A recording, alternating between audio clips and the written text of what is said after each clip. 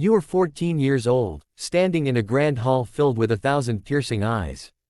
The air is thick with the scent of incense and roasted meats, the flickering light of torches casting long shadows across the opulent tapestries that line the walls. Laughter and music had filled the space moments ago, but now everything has stopped. The musicians, lyres fall silent mid-note, the nobles hold their breath, and even the flames seem to hesitate in disbelief. Your father, Xerxes, the king of kings, the most powerful ruler on earth, has just given away your body with a single, slurred sentence uttered in a haze of wine. At first, you don't fully grasp it. Your mind races, trying to make sense of the words that hang in the air like a curse. Across the vast banquet floor, the old general who made the request, Artabanus, a man older than your grandfather, with wrinkled skin and a beard streaked with gray, smiles triumphantly. He knows your father cannot retract it.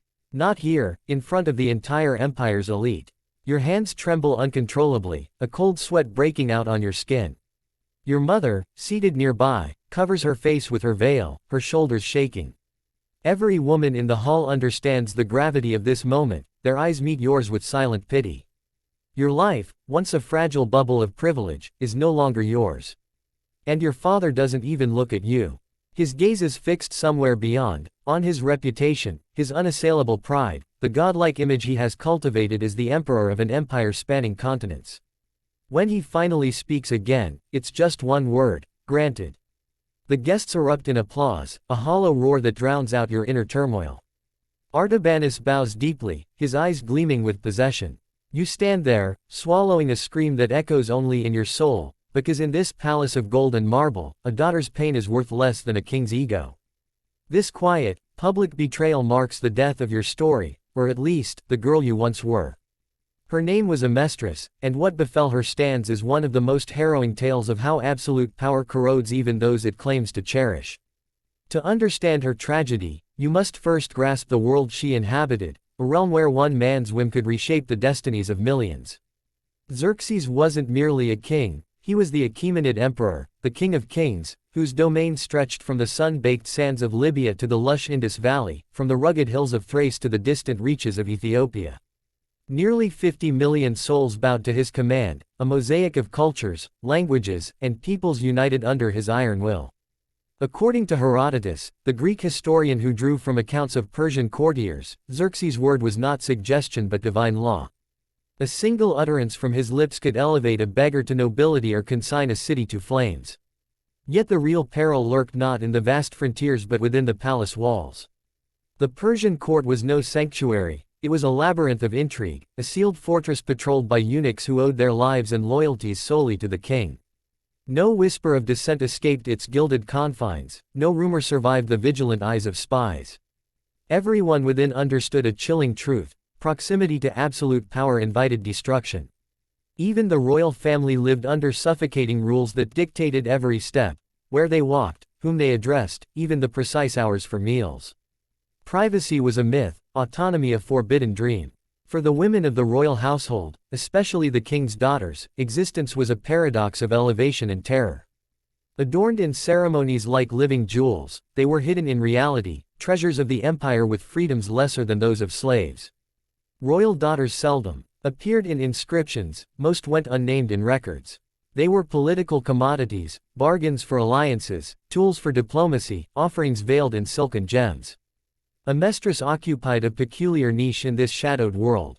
She shared her name with Xerxes' principal wife, the formidable Amestris the Elder, known for her sharp intellect and occasional ruthlessness. The younger Amestris, however, was born to a secondary concubine of Bactrian descent, a woman whose beauty had caught the king's eye but not his primary favor. Even in a court where allure was meticulously cultivated, young Amestris's appearance was legendary, her dark hair cascading like midnight rivers, her eyes holding the depth of ancient wells. Raised in the harem, the women's quarters, she was tutored by eunuchs and elder concubines in the arts befitting a princess: graceful dance, melodic poetry, intricate embroidery, and the subtle politics of survival. Sources suggest Xerxes favored her unusually, keeping her near while dispatching other daughters to far-flung marriages. In another life, this paternal affection might have shielded her. Here, it sowed the seeds of her ruin. Everything shattered during a lavish banquet in 479 BC, amid the empire's opulent capital of Susa. Accounts from Greek and Persian chroniclers vary in details but converge on the horror. Herodotus, relying on exiled Persian testimonies, paints a vivid scene: Xerxes, flush with days of revelry, surrounded by sycophants inflating his divine ego, rose unsteadily and swore a solemn oath by the gods Ahura Mazda and Mithra. He vowed to grant any request made to him that night. It was a reckless proclamation, born of wine and hubris, especially after his recent military humiliations in Greece, where his vast armies had faltered against the stubborn Hellenes. Artabanus, an aging general loyal to Xerxes, father Darius but now marginalized, saw his opportunity. Widowed thrice, over 60, and hungry for relevance, he grasped the oath's irrevocability. To deny a public vow would crack the king's facade of infallibility, inviting rebellion across the empire. Artabanus stood, bowed low, and voiced the unthinkable. He requested the king's daughter, Amestris, as his bride. A profound silence enveloped the hall, thicker than fog over the Tigris. Guests exchanged shocked glances, knowing royal princesses wedded equals, young nobles or foreign princes, not decrepit generals. Expectation hung that Xerxes would erupt in fury, but the king paled, his knuckles whitening on his throne's arms. He scanned the room like a caged lion, sweat beading on his brow. Minutes dragged like hours before he choked out, "Granted." Amestris, present as custom demanded, felt the world tilt. Later, in private, she pleaded with her father, tears streaming, begging for reprieve. But Xerxes, torn between love and the imperative to appear unyielding, chose his image. He rationalized it as political necessity. Artabanus, spurned publicly, could foment unrest, marriage would bind him loyally. 3 months later, the wedding unfolded in splendor, a spectacle of silk robes, golden diadems, and processions worth kingdoms. Yet beneath the facade, Amestris moved like a marionette, her beauty accentuating the sorrow in her eyes, duty masking dread. Artabanus beamed, his triumph securing not just a youthful wife but indelible ties to the Achaemenid line. The age chasm was vast, she, barely 14, he, past 60. Even in an era tolerant of such unions, this pairing stirred unease, whispers of Xerxes' callousness rippling through corridors. The marriage proved a prison. Artabanus, possessive and domineering, isolated her completely, barring visits to family or even conversations with kin. In Persian society, where female bonds provided solace, this was exquisite cruelty. Confined to his quarters, watched by his loyal servants, Amestris sent desperate missives to her father, but Xerxes, racked by guilt yet paralyzed by pride, ignored them. Worse were the intimate torments. Despite his age, Artabanus demanded heirs, subjecting her to relentless, unwanted unions. Court physicians prescribed fertility rites, herbs, and elixirs, not for her well-being, but to fulfill his ambitions. She was no partner, she was a means to royal legacy. In 476 BC, after 3 agonizing years, Amestris conceived. Artabanus celebrated with sacrifices, but for her, pregnancy deepened despair. A child would chain her eternally, royal mothers were untouchable.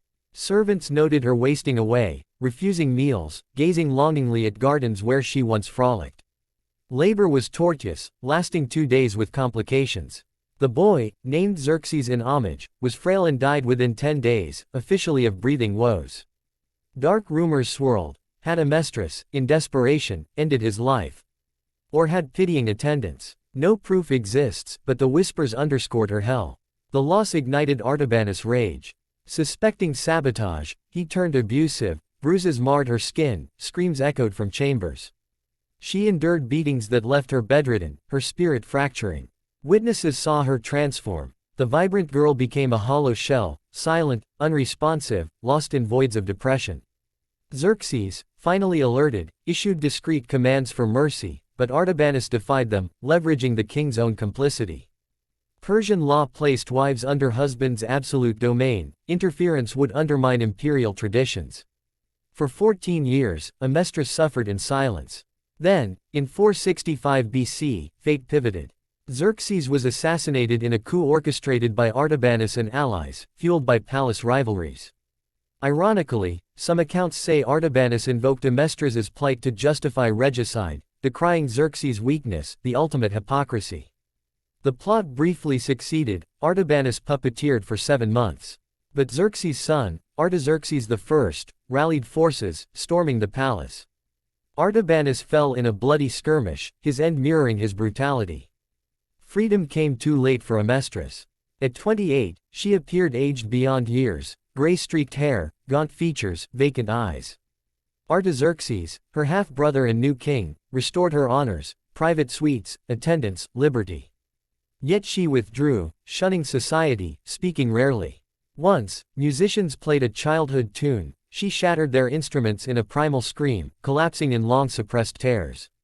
She died at 36, around 457 BC, from what sources call prolonged illness, likely self-starvation or depression's toll, a final act of control. Amestris's tale vanished from Achaemenid records. Xerxes is lauded as Persepolis builder, Greece's foe. Only in Herodotus and scattered fragments does she endure, as a caution against power's intimate violences. Not battles, but quiet betrayals by loved ones wielding unchecked authority. Xerxes inflicted no direct harm, yet his drunken vow shattered her utterly. Her fragments across millennia warn, the deepest wounds come from those who should protect. In decisions powerful men forget, but victims never escape.